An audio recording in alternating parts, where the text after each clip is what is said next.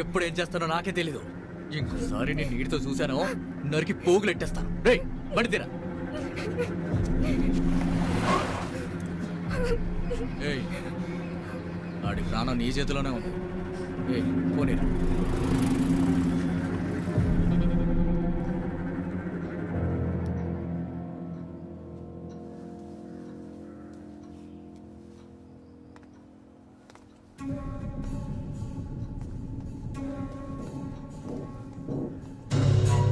ఏంటి విషయం బాబు?